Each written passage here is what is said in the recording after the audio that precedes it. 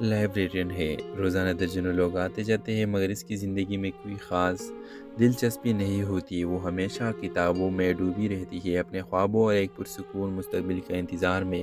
اسی دوران ایک دن لائبریری میں ایک ہینڈسم مگر خاموش مزاج لڑکا روہیل آتا ہے، جو ایک رائٹر ہے اور اپنی نئی کتاب کے لیے مواد جمع کر رہا ہے۔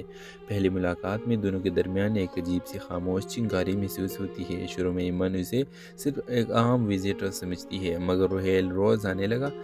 کبھی وہ کتاب ڈھونڈنے میں مدد مانگتا، کبھی کسی کے کردار کی نفسیات پر بات کرتا، اور یوں بہت آہستہ آہستہ دونوں کے درمیان تعلق مضبوط ہونے لگتا ہے۔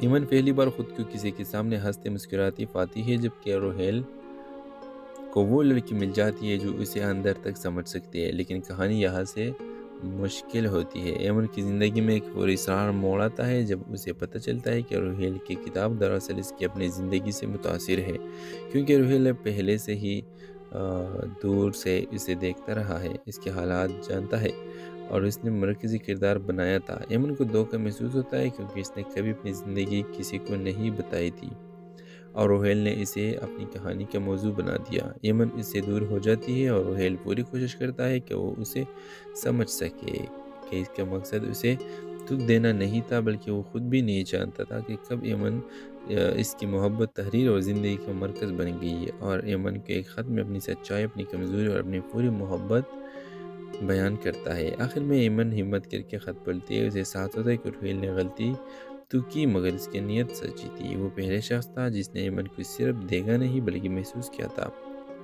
اختتام میں دونوں لائبریری کے اسی ٹیبل پر بیٹھے نظر آتے ہیں جہاں پہلی ملاقات ہوئی تھی۔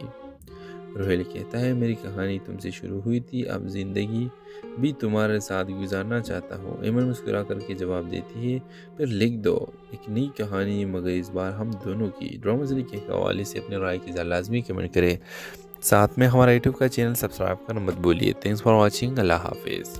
Hello viewers, drama